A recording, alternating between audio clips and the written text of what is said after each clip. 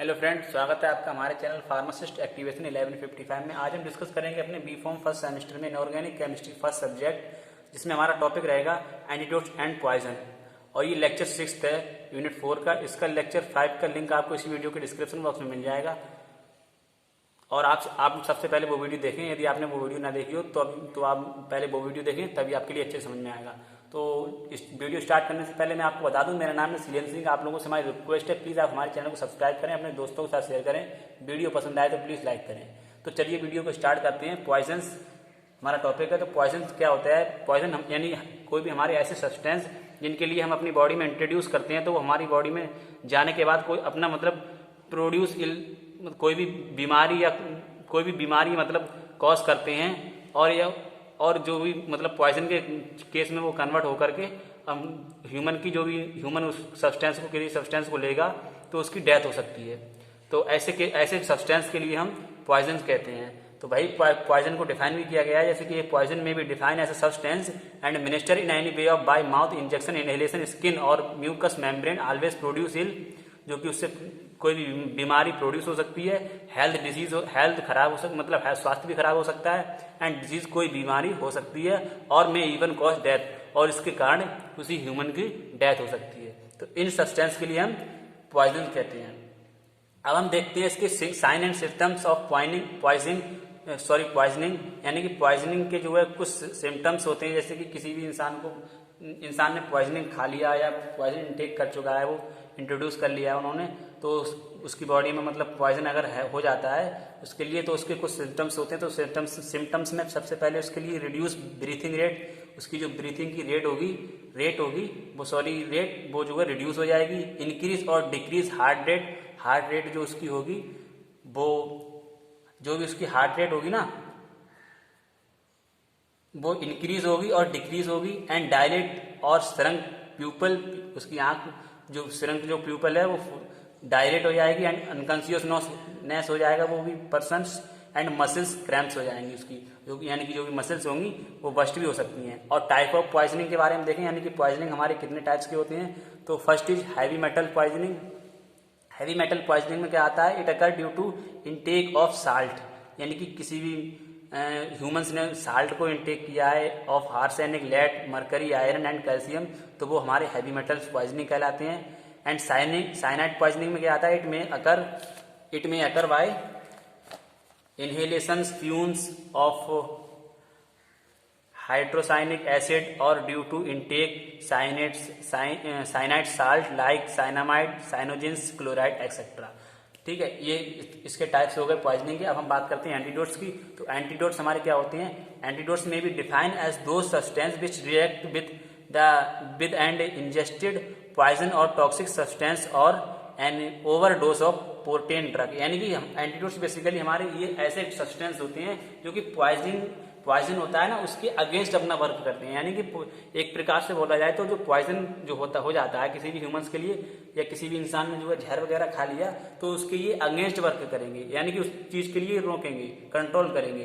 तो कैसे दे एक्ट? यानी कि they act by neutralizing the poison और इट टॉक्सिक इफेक्ट, यानी कि भाई जो उसके इफेक्ट के लिए जो न्यूट्रलाइज करेंगे पॉइजन के इफेक्ट के लिए, और अपना टॉक्सिक इफेक्ट जो अपना प्रभाव मतलब इफेक्ट दिखाएंगे, शो करेंगे। They also act by chemically converting, ये जो है chemically converting poison to a non toxic और लेस टॉक्सिक फ्रॉम, जैसे कि सच एज चिलेट्स, एसिड और insoluble derivatives according to WHO। यानी WHO के हिसाब से देखा जाए, यानी कि WHO के अकॉर्डिंग क्या होते हैं एंटीडोट्स? तो antidotes is define as therapeutic substance होते हैं यूज टू काउंटर, जो कि यूज किए जाते हैं counter act the toxic actions के लिए।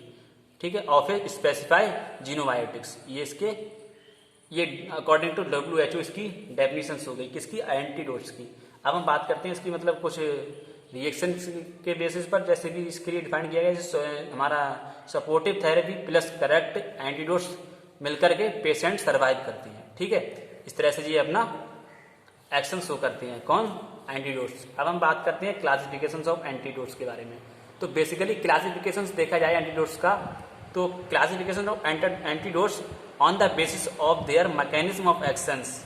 एंटीडोट्स में भी क्लासीफाई है, यानी कि जो इसका क्लासिफिकेशन है ये मैकेनिज्म ऑफ एक्शन पर बेस है।